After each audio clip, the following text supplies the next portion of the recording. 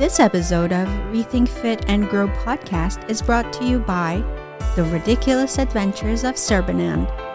Get your copy today on Audible or Amazon and visit serbinand.com. I think it's more about escapism as well. And, it's when, you're going through this, your life and the drudgeries of the world and so on.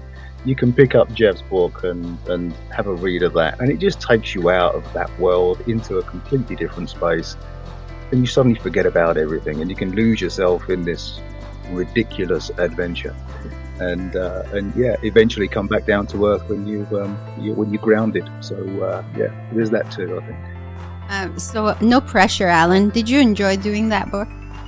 Hey, come on! This is one of the most fun projects I've ever done doing this.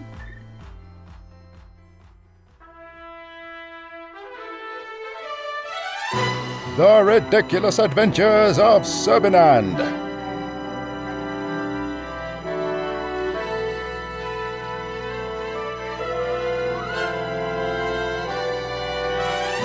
From Deltic spagnoids to the Algernon sector, Serbinand and his slightly annoying yet really super smart ship Gottfried careened across the somewhat vast universe, intersecting with Jeem and Orville in some bizarre galactic space disruption that turned everyone's world completely upside down.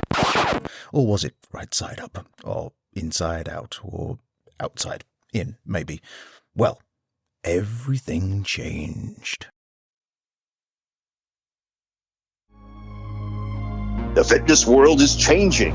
Fitness celebrities, expert trainers, bodybuilders, and athletes are learning how to redefine fit.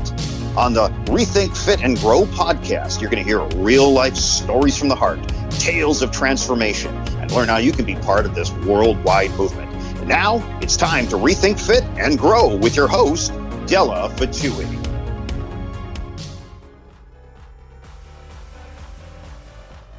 Hello, and thank you for coming to another episode of the Rethink, Fit, and Grow podcast.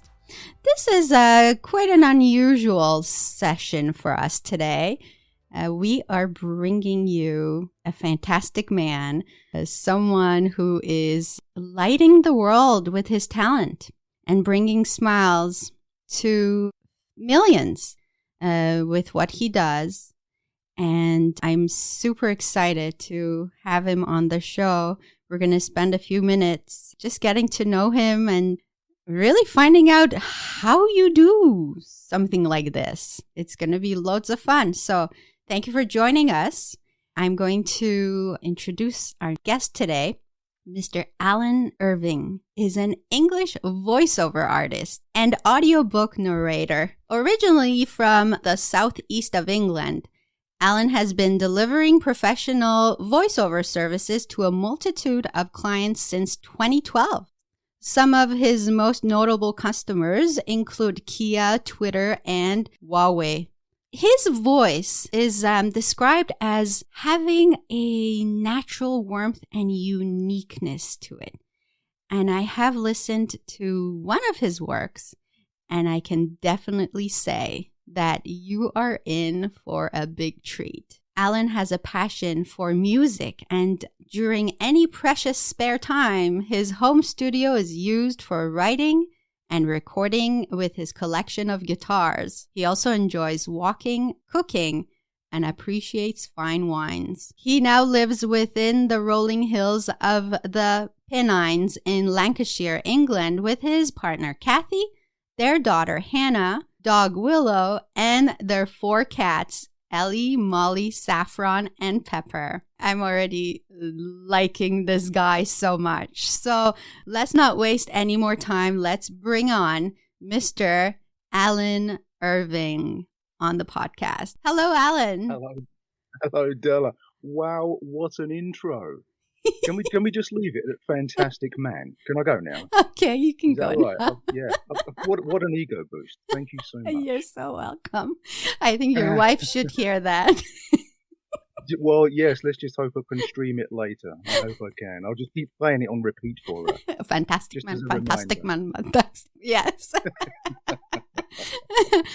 Well, I think what you do, Alan, is so much fun. Oh my gosh, how did you get started on doing this? Well, do you know what?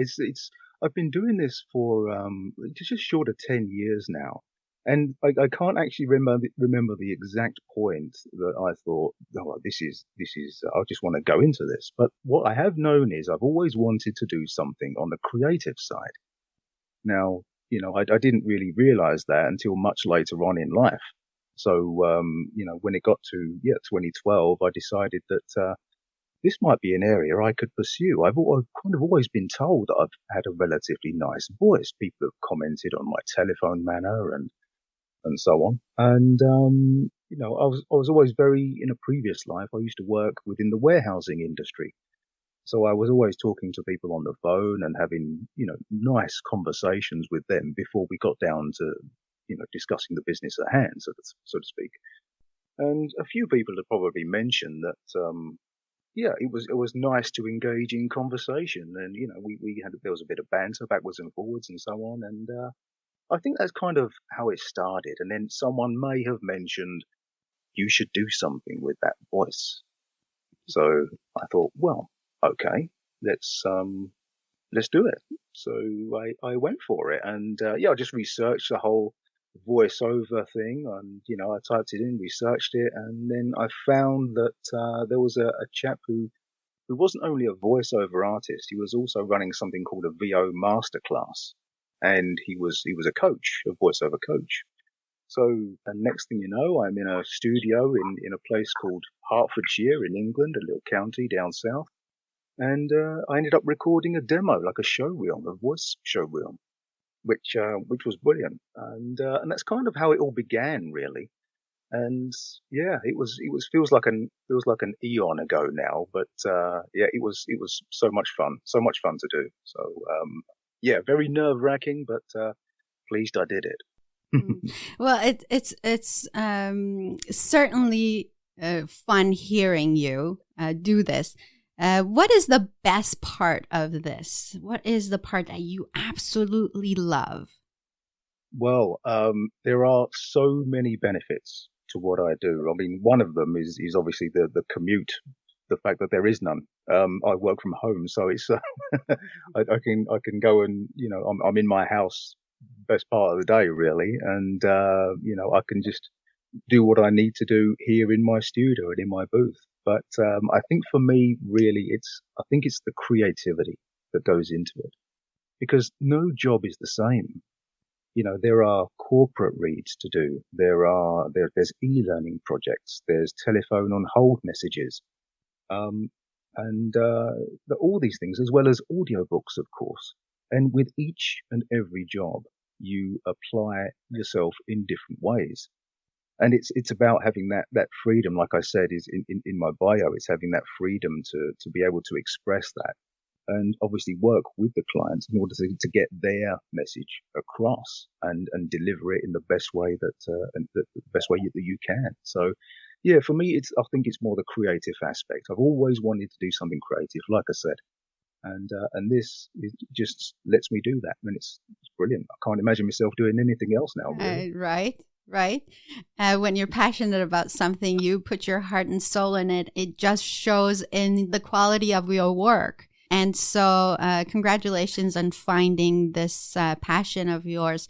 So would you say, as a result of what you do, Alan, doing the voiceovers, has it changed you as a person? Do you know what I think? It's made me better in the respect that I am so grateful for what I'm doing right now. In a previous life, I was running the rat race. I was had a long established career in warehouse management and so on, but I wasn't fulfilled. I always felt like there was more to give. And when I was in those board meetings, in management meetings, in dirty warehouses and in giving people disciplinaries, and it's horrible. And that kind of environment is not nice to be in. And, I always felt that there was something more I could give. And then, something happened a little bit later down the line. And I thought, I'm just going to give this a go, because I ran my VO career alongside my my warehousing career. So as a sideline, so I was working full time, and then as jobs were coming my way, I was doing those voiceover jobs. And as a result, I am now feeling more fulfilled. I love doing what I do. There's no way I'd go back to that. Huh. And yeah, it's just made me happy. It has made me happy. So, I mean, if you have a dream, if you have an idea that you'd like to pursue, then you've got to try it. You've got to do it. Because if you don't, you'll never know. There's no point. It's like someone once said, there's no point getting to a stage in your life where you thought, if only I did that. And it's much better saying, I did that, it didn't work, so I tried something else. Yes. It's not about having those regrets. Just grab it by the horns and go for it. And just do it. Because I feel like if an idea comes to you like this, a whisper, I call it, something that shows up in your life, an idea like that, you owe it to yourself to give it a go. Absolutely. Yes. Yeah. Imagine if you hadn't, you wouldn't be living this passionate life right now, and you would not make all these people happy with your voiceover. Well, again, this is the thing. I am so grateful and so happy for doing what I'm doing, and it works well within my family unit as well. It means that I'm kind of in the mornings, and I'm daddy daycare in the morning, and then when I get back from dropping my little girl off at school, I'm in the booth and I'm recording and auditioning and so on. And so it works out really well. And if you can get into that mental state of mind where you're in that happy state, then it radiates through, and you just feel better for it. So and I'm so grateful. Like I keep saying, I'm so grateful for it as well. It's awesome to hear you say that. What do you like doing best? Voiceover for commercials or things like that, or or audiobooks? What's your favorite? Well, audiobooks have really been prominent lately. Yeah, if you've got free reign to do something, if you've got a project where the client has said, okay, here's an idea, here's the script, then you can, within a certain, there are parameters that you have to adhere by, but if you're given a little bit of leeway to play with the script, so fiction work is fun. It is fun because you can, I suppose, develop the characters. And even in, storybooks and so on, you have to apply a character. The client might give you a little bit of direction about how they want the characters to sound, or how they behave, or whatever. So you can tap into that, but at the same time, you have to create this persona almost. So it's a little bit like having a main acting career. Yes, yes. So, do you get to meet the author of the books that you do the audiobooks for? I've never met any of my clients, only through technology. So whether it be email or through Zoom, but I've never actually met any face to face. I mean, the last probably 18, 19 months have probably put paid to that as well. Yeah. No, it'd be nice to meet some clients actually. Well, we're going to do something fun today, actually. Cool. Recently, you had worked on a project, and you brought this book to life called The Ridiculous Adventures of Serbinand. Well, I think that was so good. We're actually going to listen to a little bit of that audiobook, if you don't mind, Alan. So let's go and have a listen. From the distant star of Placelna he travelled. Why? Who knows? But that's not the point. At least not right now. For 3 billion galactic years and 9.2 megaseconds, his ship careened across the somewhat vast universe, turning left here and right there and looping around deltic sphagnoids every so often. But all in all, besides the mishap near the Algernon sector, which we also won't get into right now, it was smooth trekking. His journey would have been a lot shorter had he not stopped at Joe's Galactic Bar. But who could blame him? With all the advertising that Joe has been doing lately, he wouldn't be surprised if a corn shar actually did stop by. You know the slogan. No party's complete without a corn shar. Why not stop in and try Joe's Galactic Bar? Oh, yeah, I remember that one. So I have the author and the person behind the inspiration in the book here as well. So they're going to join us on this call, and we're going to have a conversation. So Jeff and Mindy, hello. Hello. Hi there. Hi there, Alan. Hello, guys. How are you? Awesome to hear you. And you. Good to hear your voices again. Yep. Learning some more behind the scenes in your world. Oh, well, I hope not to disappoint. We'll see how we go. I think this is a lot of fun. So did you meet Jeff, Alan, before you started working on the book? What happened? No, I think we basically chatted over the ACX messaging system, didn't we, Jeff, for a while? And then it kind of turned into emails and so on. And then eventually we hooked up via Zoom. But I think there was a lot of, when I remember sending off the auditions, and I think each audition got better and better. And Jeffrey was advising and saying, okay, what if we did this? What if we just change that slightly? Could you make him do this and that kind of thing, and make him a little bit more this way? So, with some of the characters, it was because even in the audition, I think there was only maybe just a couple of characters that were talking. So I remember sending that off, and then doing the voice of this talking bird, and then he suddenly comes back and says, "Oh yeah, by the way, can you just make him sing every line?" And right, okay. And what a good singer! Well, and I am living proof that not all VO artists can sing. As you probably, if you listen to the book, you will know. But it was a lot of fun. So I just had to, if you pardon the pun, wing it. But I think it came across all right. I mean, it is a comedy book after all. So, I didn't think you want anyone like, Andrea Bocelli doing coming in and singing some of the lines or whatever. So, I think it worked. I think. Oh my gosh. So, Jeff, what was behind creating this book? Well, I really enjoyed science fiction. And when I learned that there was like a comedy version to science fiction through something called The Hitchhiker's Guide to the Galaxy, I soaked it in, and I loved that. And at the same time, I was also very much a fan of Monty Python and that whole British genre. And after I read all the Hitchhiker's Guide, the whole series, it was done. And it was like, well, how do I keep laughing? And how do I keep the story going? So I said, well, I'll write my own. And I started that, when I was in my early teens, as something fun to continue the story and tell it to my friends and just play around with it.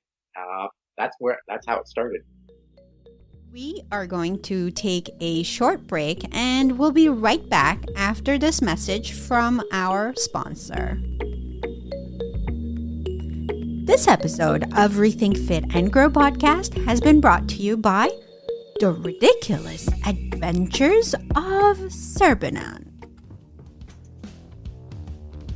In the style of The Hitchhiker's Guide to the Galaxy comes a new sci-fi comedy adventure that will help you escape to another world and keep you laughing, perhaps like you've never laughed before. You've got a hero alien, a wayward adventurer who talks to animals, a singing budgie who doesn't really know how to sing well yet thinks he's on Broadway, and a computer from space that can pretty much manipulate anything, and does. A true case of escapism and an anything-goes kind of trip, The Ridiculous Adventures of Serbinand is a passion project created by Jefferey Kippel and is now available on Audible, Amazon, and Kindle. So if you're ready to immerse yourself in a world of imagination, search Serbinand or visit www.serbinand.com.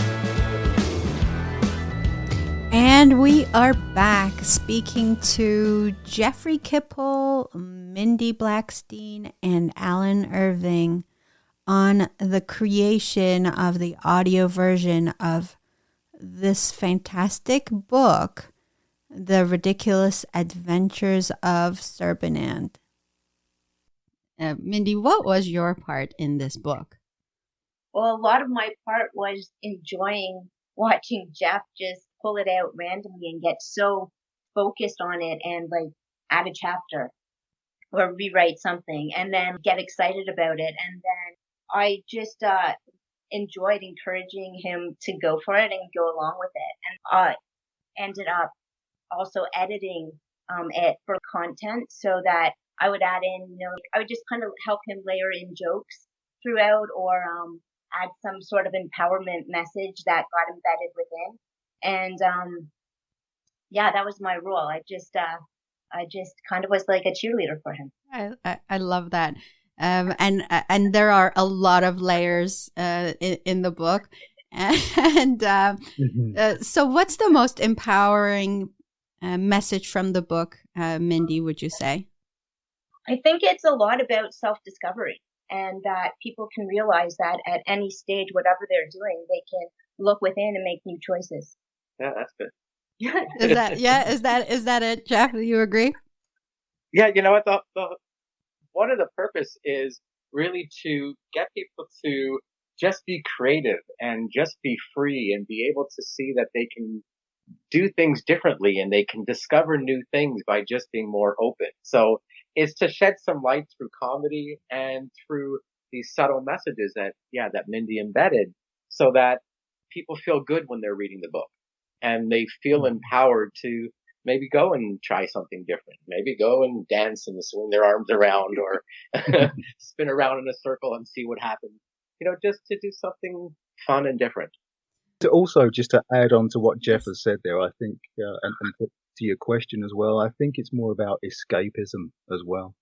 And, it's when, you're going through this, your life and the drudgeries of the world and so on, you can pick up Jeff's book and have a read of that. And it just takes you out of that world into a completely different space. And you suddenly forget about everything and you can lose yourself in this ridiculous adventure. And eventually come back down to earth when you're grounded. So there's that too, I think. So no pressure, Alan. Did you enjoy doing that book? Hey, come on! It's one of the most fun projects I've ever done doing it. It was absolutely wonderful. There was I live in this house. We have quite a fair-sized house, I suppose, and my mother is kind of adjacent to us as well. So we extended this house and she lives kind of next door. And, quite often she used to say to me, "What on earth were you doing up there?" So when I was just basically screaming down the microphone and doing all these weird and wonderful characters and noises and, as much as this little booth is soundproofed, there's only so much that it can take. So I love that. How many different characters did you have to do the voiceover for in this book? I think it was about 6 or 7, wasn't it, Jeff? Something like that? I can't remember now. It was, and also a couple of the characters evolved as well, so it's not yes. Alan just had the character and carry it through in one voice. It had to evolve a bit, so yeah. Yeah, and then I had to adopt because there's a without giving too much away for your listeners who might want to go and listen to the book themselves. There is, I almost had to do dare I say, a Jeffrey impersonation. Now my Canadian accent, I suppose, is probably just going to come out like a North American accent anyway. So I said to Jeff, "Is it okay if I just do this like North American accent, which kind of it's impersonating you, but not, if you know what I mean?" So he said, "Yeah, fine, go with it." So yeah, that was me doing a little bit of an American accent in there as well for you. Can we hear just a tiny bit of that? Oh my God, no! I'm not going to do an American accent for you. Oh my God, no, that would just be utterly ridiculous, wouldn't it? That's so good. Of course not. It's so good. When I was listening, I thought of how many different times you've had to press pause, redo the recording, because I imagine that you would, I don't know, wouldn't it be confusing? I mean, you had to do so many different voices, and how do you know what voice to do now? I don't know. How did you do this? Did you do them in bits and pieces? There were sections where you've got lots of characters in a book.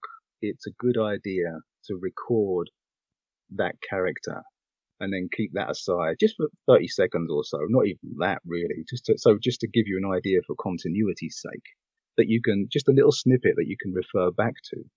Because if you've got 3 pages of one character talking and then it goes to another character, you think, oh, how did I voice that one? So you just go back and listen to that snippet, and then you can incorporate that and carry on. But yeah, where you've got a conversation between multiple characters, if there are just little bits of, throwaway lines, as it were, just the old 1 or 2 lines, then you could probably just carry on and just do those characters and intersperse them. So yeah, there was an element of that. So there was, I suppose, toing and froing where I had to pause, go and have a little listen of the character, come back and do that, and then just carry on and for continuity and get the flow going. Because once you're in a flow of the recording, you don't really want to stop it. So you don't really want to interrupt it, so to speak. Yeah, there was a little bit of, quite a few retakes going on here and there. I have, you wouldn't, I'm not that perfect to just reel a whole book off and, not just do it all in one. That would be a fantastic man, as you said. But yeah. What was, if you could pick out one character, I know they're so lovely, but if you could pick out one character from the book that's your favorite to do, which one would it be? Oh, I think that they were all so good. But I think the ship's computer was really fun.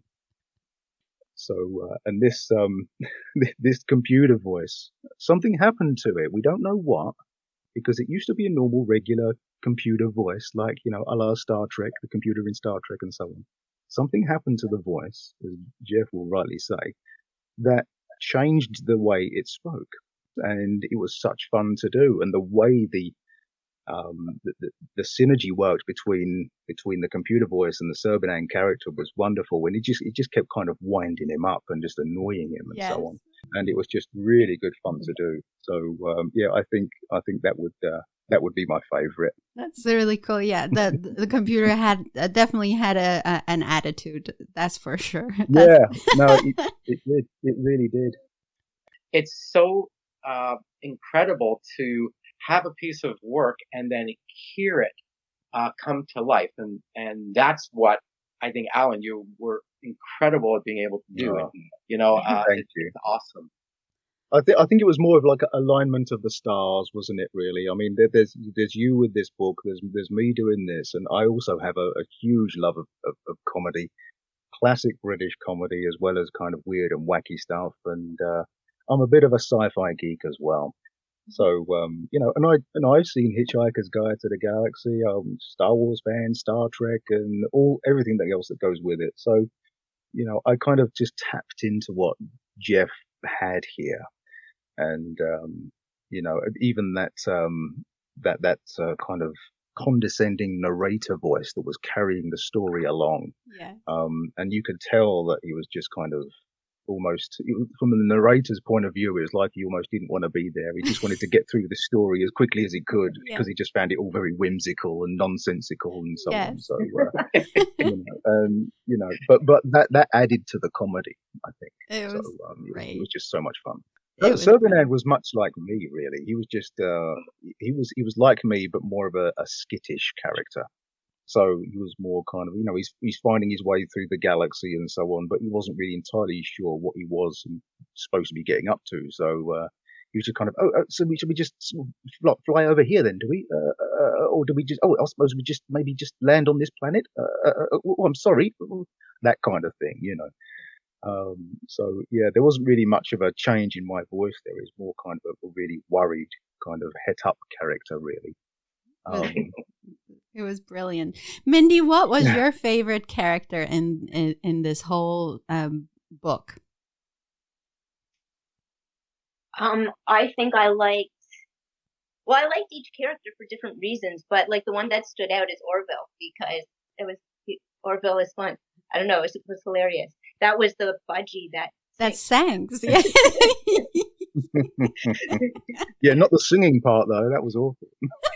that was the best part of it. That was. That was. Were you carrying on a note, Alan? Like, were you actually singing to actual songs? Well, I had to just make it up. Just literally make it up. I mean, there's even a section obviously with Orville had to singing his lines and so on. So wherever possible, I tried to get it to rhyme. But it was kind of obviously difficult because the words didn't. So I was trying to give it a bit of a cadence and a bit of a flow whereby, he could almost sort of intersperse it with a little bit of rhythm and so on. And there's even there's a section, there's this thing that's mentioned, and Jeff and Mindy will obviously know, called a corn shar.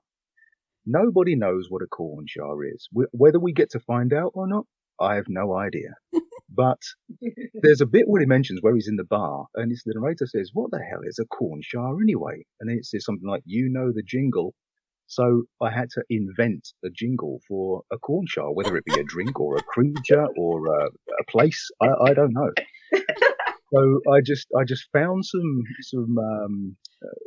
non-copyrighted music, I think, online, because there are some resources you can go to and stuff, and made up a jingle about a corn shar, and it got stuck in my head for weeks.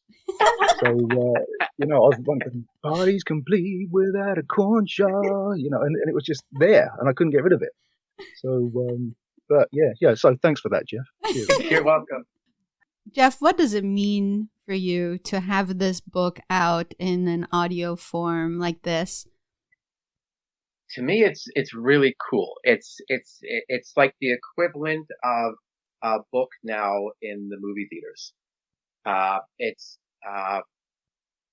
The audio form took it to a whole new level of existence.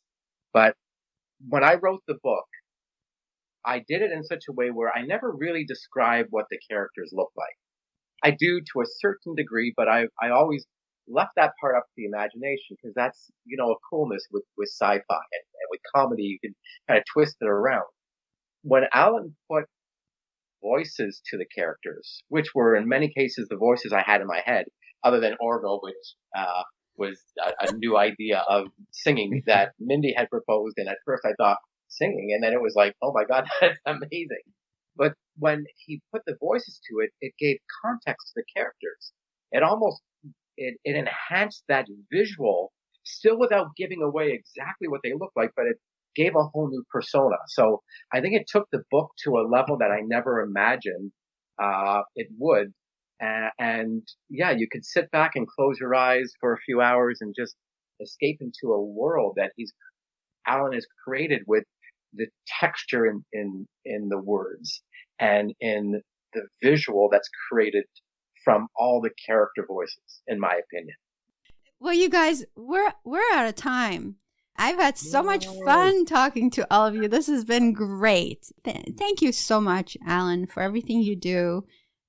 You're more than welcome. Yes, to create these masterpieces that we can enjoy and get lost in, and it's wonderful. And thank you, Jeff, for creating this beautiful work of art, really full of imagination. I cannot possibly fathom how you come up with these characters and these scenes and these gizmos and I don't know. It's so much fun. It was so much fun listening to this book. Mindy, thank you so much for everything you did to empower Jeff to bring this to life. And this is a combined effort of all of you, and so the world is going to enjoy this forever. So thank you for making this work. Thank you. Thank you so much, Dela. It's been a pleasure being on with you. And Jeff and Mindy, it's nice to hear your voices again. Same here, Alan. Yeah, it was great hearing all of yours. If we could ask Alan to do like a little plug for the book, what would it sound like, Alan? Probably something maybe along the lines of, if you would like a ridiculous adventure that's out of this world, then maybe pick up a copy of The Ridiculous Adventures of Serbinand, available now on Audible. Enjoy. Perfect. Awesome. And with that, we're going to call this the end of our show today. Thank you so much, everyone, for being so great. And for those who have listened to this podcast, I want to thank you. Please pick up your audio version of The Ridiculous Adventures of Serbinand, written by Jefferey Kippel and the voiceover actor Alan Irving. You will enjoy tremendously. It's a promise. Have a great day, everyone. Thanks for joining. This episode of Rethink, Fit, and Grow podcast is brought to you by The Ridiculous Adventures of Serbinand. Get your copy today on Audible or Amazon and visit serbinand.com.